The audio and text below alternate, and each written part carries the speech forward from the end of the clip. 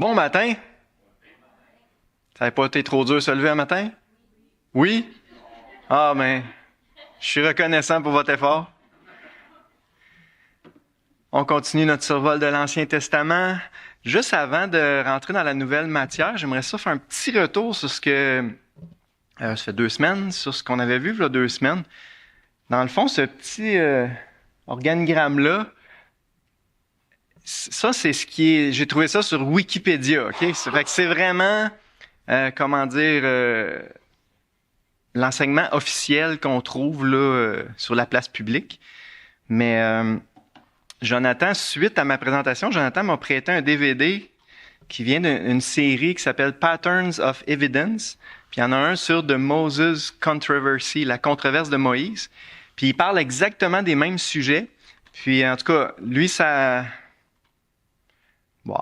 thèse, ou en tout cas sa suggestion, c'est que le proto-sinaïtique, le premier alphabet, ça se retrouverait à être finalement le proto-hébreu. Ça serait vraiment...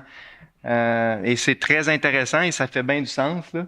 Puis il y a un... Là, je me rappelle plus du nom du gars, là. En tout cas, un juif du 1er siècle qui a écrit que l'alphabet, c'est vraiment les Hébreux qui l'ont apporté aux Phéniciens et aux Araméens.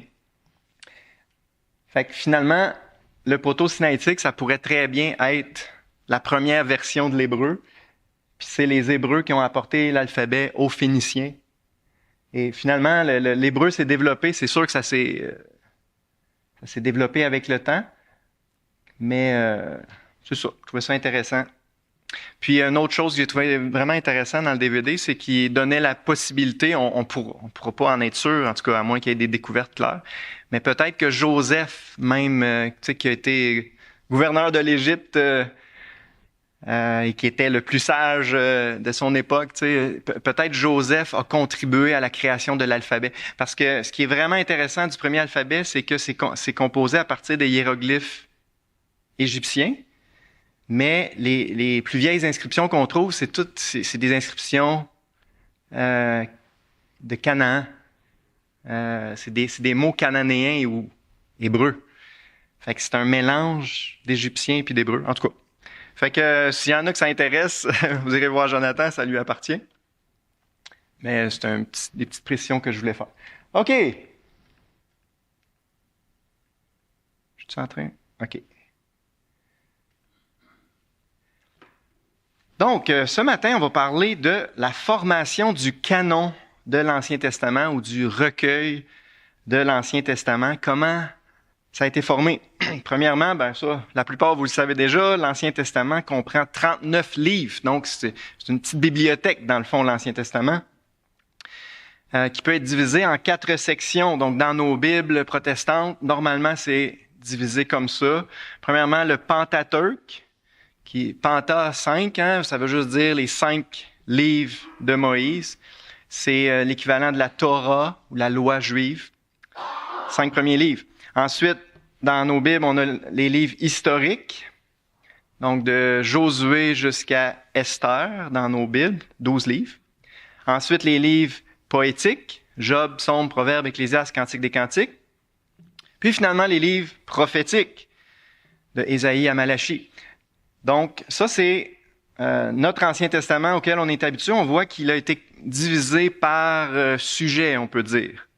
Histoire, poésie, prophétie. Maintenant, la question de départ pour ce matin. Comment les livres individuels de l'Écriture, inspirés de Dieu, ont-ils été rassemblés? Selon quels critères a-t-on reconnu leur autorité? Pourquoi ont-ils été choisis alors que d'autres ouvrages religieux étaient résolument écartés?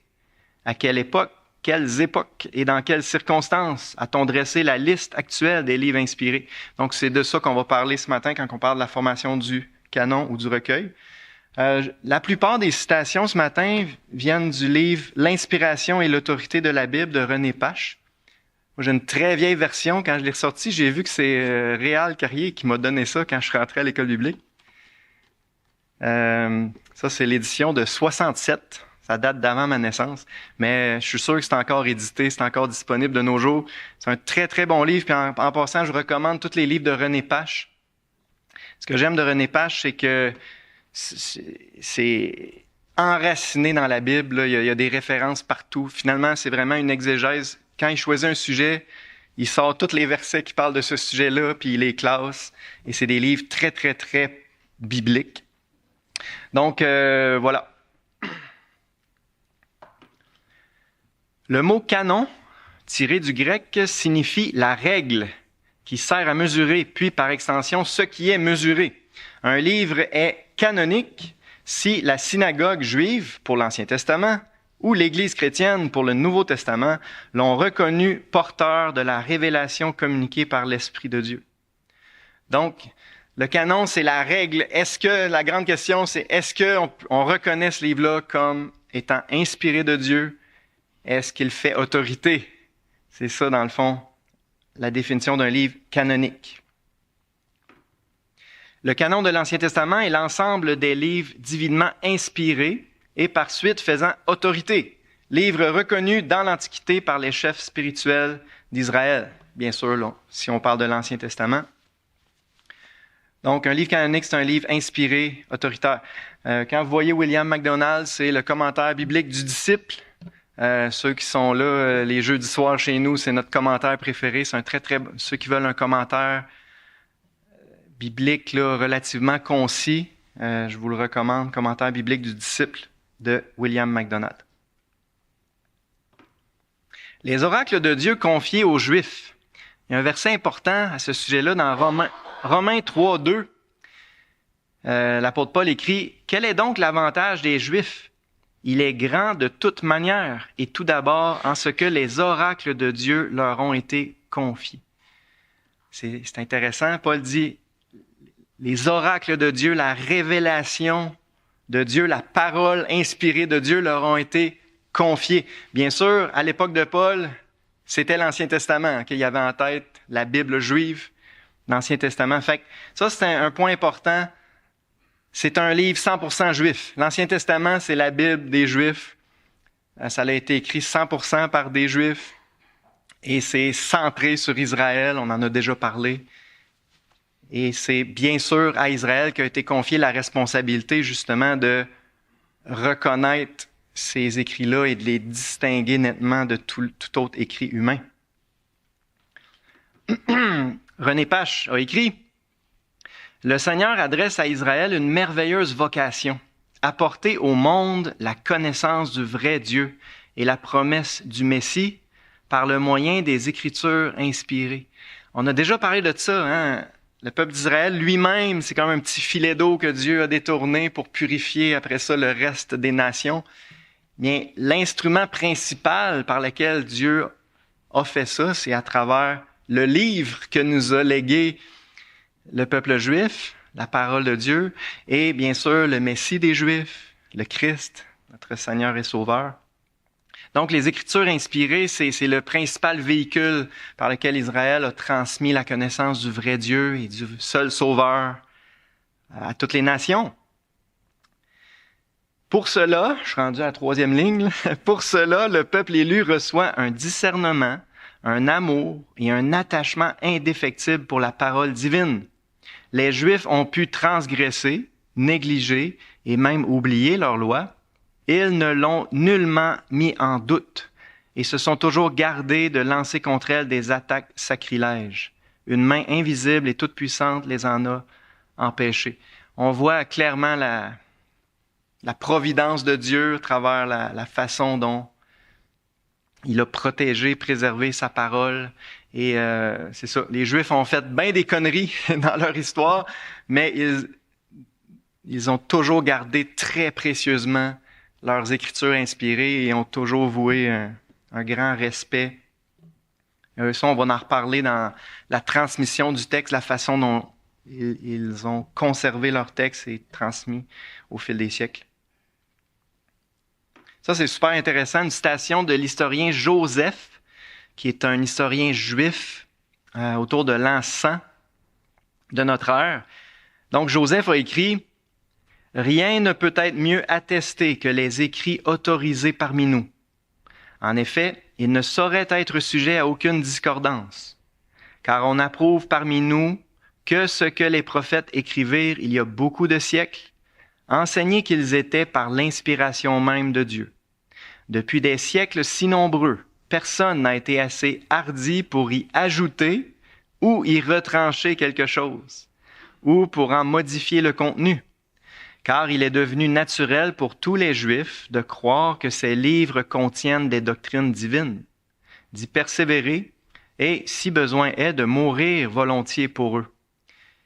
Ils nous sont donnés par l'inspiration qui vient de Dieu.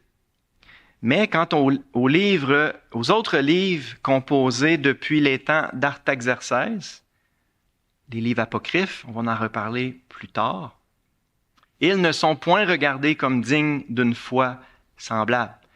Ça, c'est vraiment intéressant. C'est un témoignage d'un historien juif en lançant qui dit, en résumé, il y a un consensus depuis de nombreux siècles sur c'est quoi les écrits inspirés, c'est quoi la parole de Dieu. Et il y a une distinction nette qui est faite avec tous les autres écrits juifs qui existent, parce que bien sûr, il y avait beaucoup d'autres écrits juifs.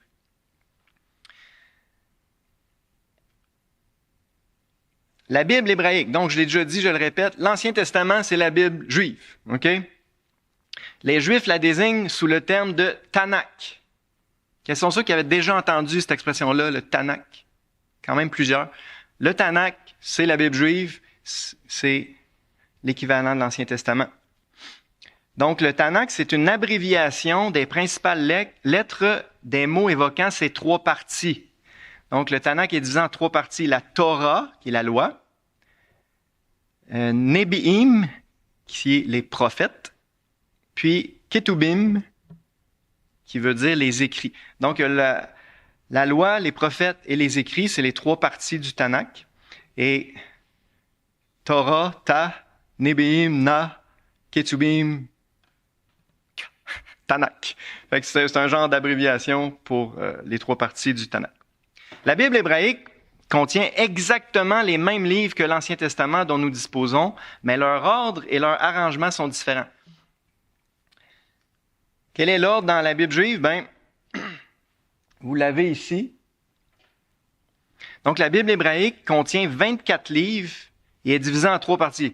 Là, vous allez me dire, mais là, 24 livres, nous autres, on a 39. Ben, c'est ça, c'est qu'il y a certains livres qui en contiennent plusieurs. On va y aller en ordre. La loi, la Torah, ça, c'est exactement la même chose que notre Pentateuque. Genèse, Exode, Lévitique, Nombre, Deutéronome. Ça, c'est identique. Maintenant, la section des prophètes ou Nébéim, dans la Bible juive, ça équivaut seulement à 8 livres, mais ça correspond à 21 livres pour nous. C'est divisé en deux parties. Il y a les prophètes antérieurs et les prophètes postérieurs. Les prophètes antérieurs, ça équivaut à nos livres historiques à nous, les principaux. Josué, Juge, Samuel et Roi. 1 et 2 Samuel, pour eux, c'est un seul livre. 1 et 2 Rois, c'est un seul livre. Ça a été divisé en deux pour une raison très pratique, c'est que ça rentrait pas dans un rouleau. On a déjà parlé des rouleaux de parchemin. Il y a une limite à la quantité qu'on peut mettre dans un rouleau. Alors, très, très rapidement, les Juifs l'ont divisé en deux rouleaux, tout simplement parce que ça rentrait pas sur un rouleau. Mais c'est un seul livre. Samuel, Roi, c'est un seul livre. Après ça, les prophètes postérieurs, qui correspondent vraiment à nos livres prophétiques à nous. Ésaïe, Jérémie, Ézéchiel. Puis, les petits prophètes, qui est un seul rouleau dans la Bible juive. Donc, Osée, Joël, Amos, Abdias, jusqu'à Malachie, les 12 petits prophètes, pour eux, c'est un seul rouleau, un seul livre. Fait que ça, c'est la section des prophètes. Puis, la dernière section, c'est tout ce qui n'est pas la loi de Moïse et les prophètes. Ben, ils rentrent ça dans les Ketubim ou les autres écrits. Psaume étant le premier et le livre principal. Ensuite, Job, Proverbes, Ruth, Cantique des Cantiques, l'Ecclésiaste, Lamentation, Esther, Daniel, Esdras et Néhémie, qui forment un seul livre dans la Bible juive, Esdras, Néhémie. Puis les Chroniques. Donc, le dernier livre dans la Bible juive, c'est le livre des Chroniques. une petite chose que, en révisant mon étude, une petite chose qui m'a frappé, c'est que Ruth, qui est une image d'une femme vertueuse, se retrouve tout de suite après Proverbe 31 dans la Bible juive. Je trouve ça intéressant. Puis tout de suite avant le Cantique des Cantiques, qui peut être interprété de façon un peu allégorique en histoire d'amour entre Dieu et son peuple. Fait que je trouve ça intéressant. Pourquoi il ne marche plus? Une petite parenthèse. Donc, voilà. Donc, tout ça, ça correspond exactement à nos 39 livres, c'est juste qu'ils sont arrangés différemment. Et vous pouvez acheter un Tanakh sur Amazon. Juste vous dire, moi j'ai ici un interlinéaire hébreu-français. Donc, c'est l'Ancien Testament en hébreu avec le français. Puis, c'est exactement dans cet ordre-là, tu sais. L'ordre des livres, c'est cet ordre-là. Puis, il faut savoir que quand on a l'original hébreu, ben ça se lit à l'envers. Fait que le livre se lit à l'envers. Fait qu'on commence de ce bord-là, puis parce que l'hébreu se lit de droite à gauche. Fait que c'est un peu mêlant au début quand tu utilises ça, faut que tu tournes à l'envers. S'il y en a qui ça leur tente après de venir voir, c'est intéressant. J'ai beaucoup fouillé là-dedans dans mes 2 derniers messages sur Yeshua, parce que je voulais voir directement dans l'hébreu. Fait que voilà, on continue. La formation du canon, du recueil, on pourrait dire. C'est René Pache qui a écrit ça. Le retour de la captivité marquait d'une part la cessation des révélations prophétiques avec Agé, Zacharie et Malachie. D'autre part, en reconstituant la communauté juive autour de son temple et de son sacerdoce, il est bien probable qu'Esdras, Néhémie et les hommes de leur génération ont joué un rôle dans le rassemblement des écrits inspirés, désormais au complet, en un unique recueil. Donc ça, c'est assez unanime. On ne peut pas en être sûr à 100%, mais de très, très fortes chances que c'est Esdras, Néhémie et les hommes de leur entourage qui ont fait le travail de rassembler, vu que c'est les derniers grands leaders du peuple de Dieu suite au retour de l'exil. Et ça correspond à l'époque des dernières. Il y a à peu près juste Malachie. Malachie, c'est le dernier prophète qui était probablement contemporain de Néhémie. Okay? Après ça, il n'y a pas eu d'écrits inspirés. Alors, Esdras, Néhémie, les hommes dans leur entourage, c'est probablement eux qui sont responsables d'avoir rassemblé de façon définitive le recueil de l'Ancien Testament. Maintenant, juste un petit point technique. Quand on dit en un unique recueil, il ne faut pas penser à un livre, OK? Rappelez-vous qu'à cette époque-là, il n'y en avait pas de livre, je veux dire, sous un format comme ça. C'était des rouleaux. Fait qu'ils ont rassemblé les rouleaux dans une certaine bibliothèque, si on veut. C'est ça qu'il faut comprendre. Il y avait le rouleau d'Ésaïe, le rouleau de Jérémie, le rouleau d'Ézéchiel. Et ils ont fait un travail de rassembler les différents rouleaux des écrits inspirés. Là, je vous ai mis une citation de l'Histoire merveilleuse de la transmission de la Bible. Je ne l'ai pas emmené, mais c'est un petit livret que je vous ai parlé la dernière fois. On attribue depuis longtemps à Esdras, aux alentours de 450 avant Jésus, un rôle essentiel comme instrument de Dieu pour rassembler et conserver les écrits bibliques.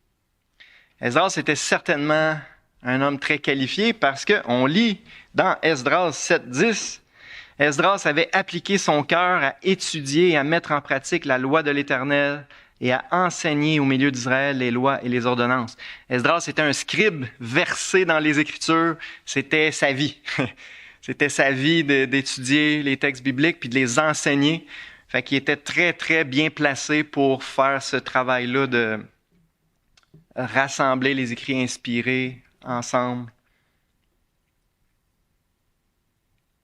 Puis c'est lui qui a grosso modo, rétabli toute la vie religieuse d'Israël au retour de l'exil. C'était lui le leader religieux qui a remis de l'ordre dans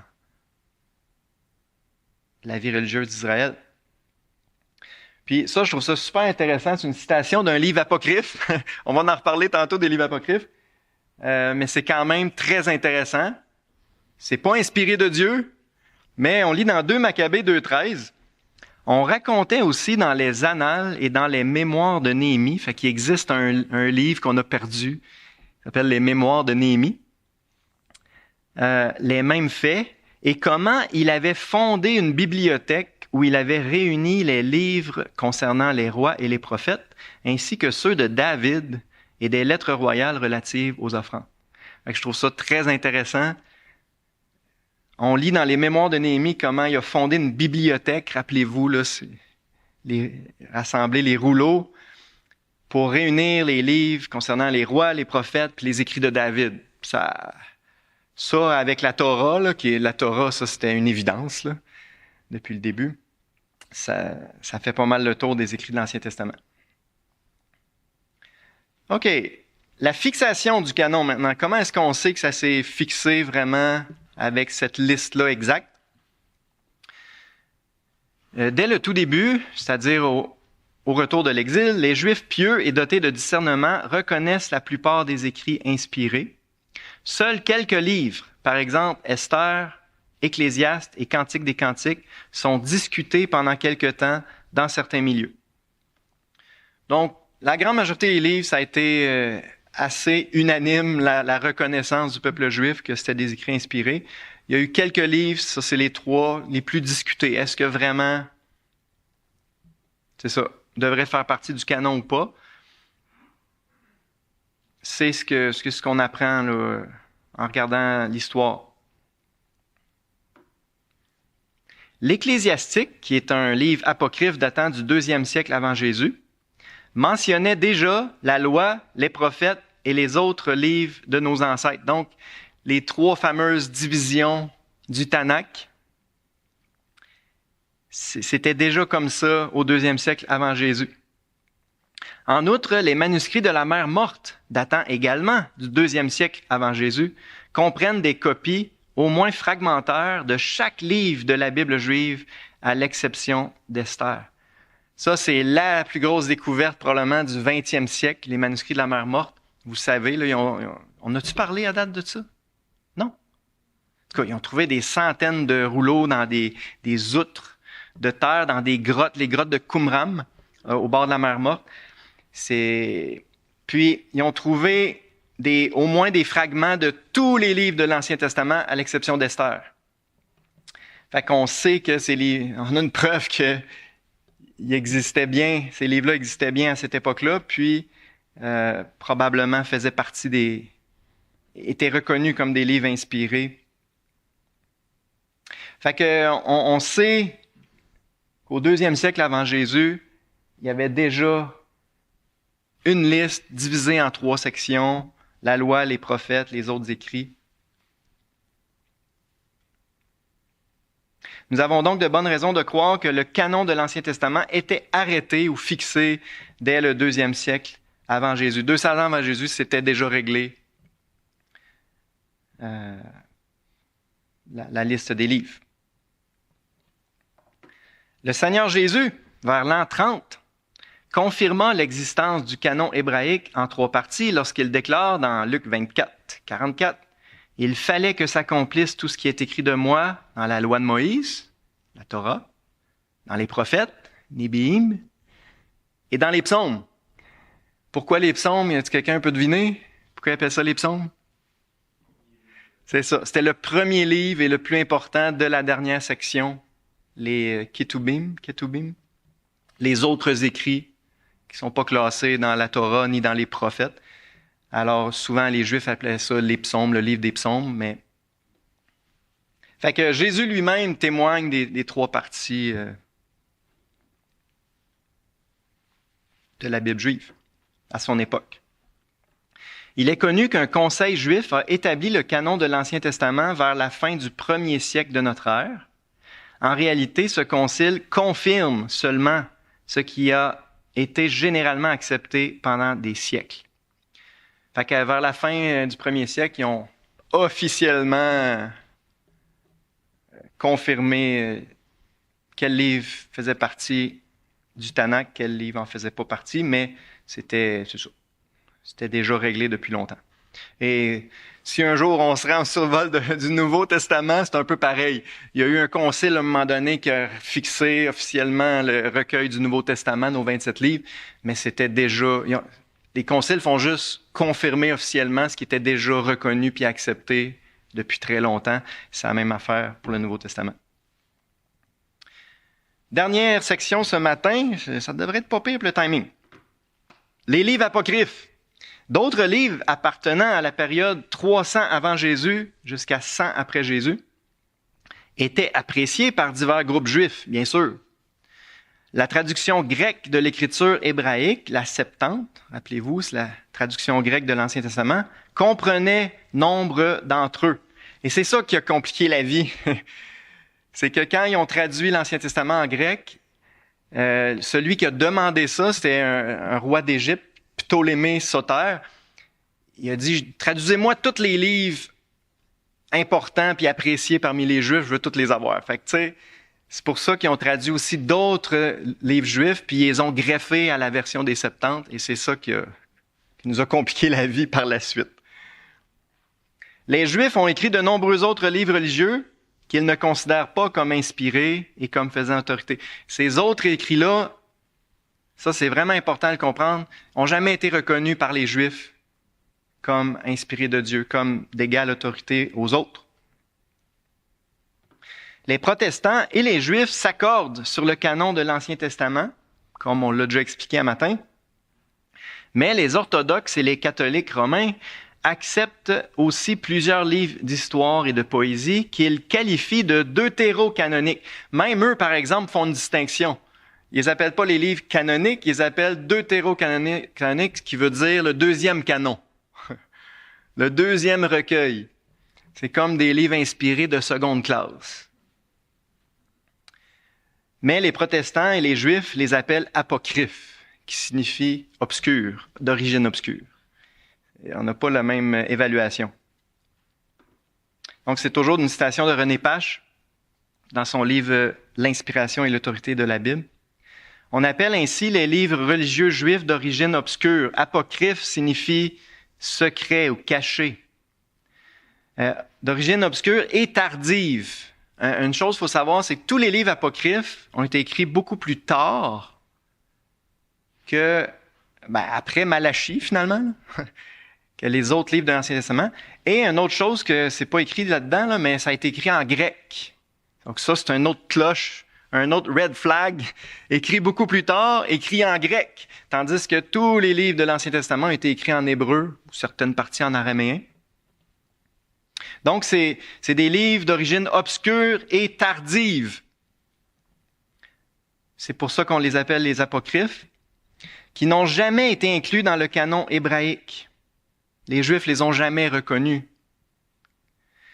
Ils ne figurent pas dans le texte massorétique. Si on va en reparler, le texte massorétique, c'est le texte juif qui a été transcrit de génération en génération jusque dans le Moyen Âge. Et nos Bibles sont des traductions du texte massorétique. Notre Ancien Testament, c'est une traduction du texte massorétique qui date du Moyen Âge.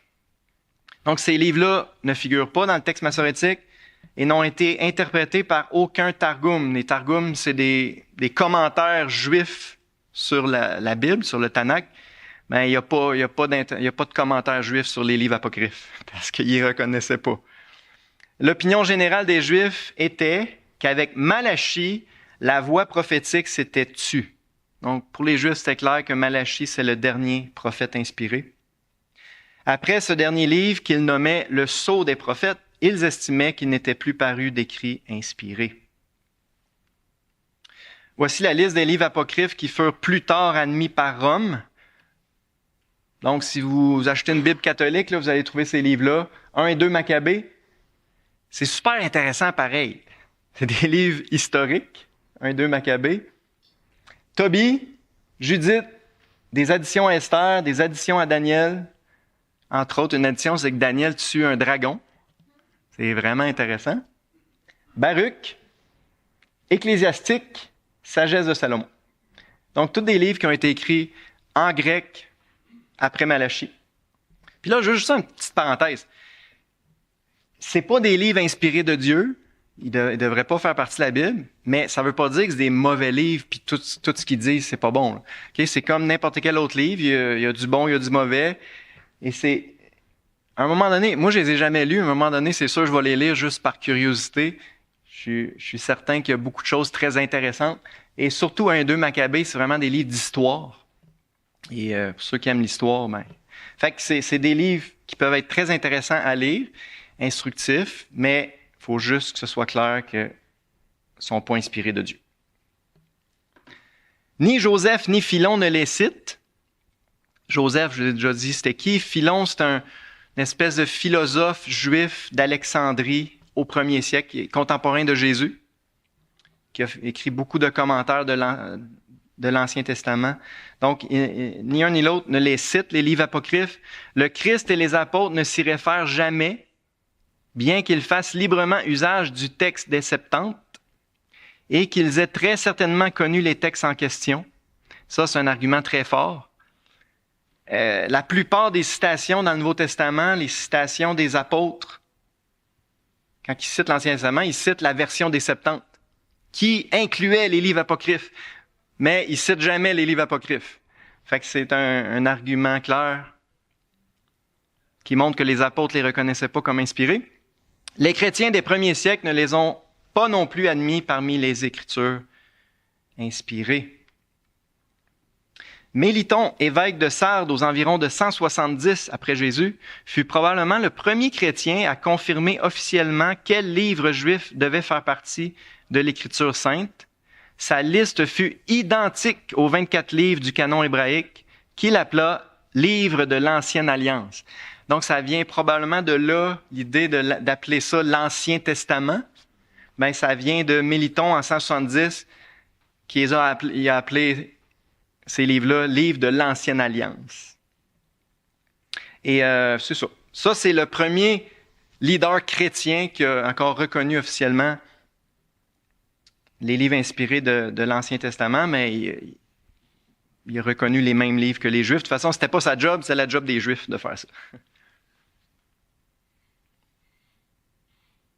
Puis, ouais, c'est notre dernière... on termine avec ça ce matin. Jérôme, au 5e siècle après Jésus, ajouta les livres apocryphes à sa traduction de la Bible en latin, qu'on appelle la Vulgate, en faisant remarquer la différence évidente d'inspiration et de valeur spirituelle entre ces livres et les écrits canoniques. Ça, c'est super important. Il faut savoir que c'est l'évêque de Rome qui commençait déjà à se prendre pour un pape au 5e siècle. L'évêque de Rome, c'est lui qui a donné le contrat à Jérôme de traduire la Bible en latin, qui était rendue la langue universelle là, de l'Empire romain d'Occident. Ben, en tout cas, de l'Europe occidentale. Puis, c'est l'évêque de Rome qui lui a demandé encore là d'inclure les livres apocryphes dans sa traduction de la Bible en latin. Puis Jérôme, il a obéi, il les a traduits en latin, mais il a pris la peine de faire une introduction à chaque livre. Puis quand c'était des livres apocryphes, il inscrivait très bien « Ce livre-là n'est pas inspiré, il est intéressant, mais il n'est pas d'égale valeur et autorité que les autres livres. » Donc c'est intéressant que Jérôme, bien qu'il les a inclus dans la Bible en latin, il faisait une distinction nette entre les livres apocryphes et les écrits canoniques. Là, je suis rendu ici. Par contre, au Concile de Trente, beaucoup plus tard, en 1546, donc c'est au cœur de la réforme protestante, là, ça brassait en Europe, les protestants commençaient à pousser comme des champignons. L'Église romaine promulgua le décret suivant. Ils ont pris position du mauvais bord. Si quelqu'un ne reçoit pas pour sacré et canonique ces livres entiers avec toutes leurs parties, qu'il soit anathème, qu'il soit maudit. Fait que l'Église catholique, au Concile de Trente, en 1556, ils ont déclaré maudits ceux qui ne reconnaissent pas les livres apocryphes comme étant inspirés de Dieu. Alors, on est maudit par l'Église catholique. Moi, ça me dérange pas.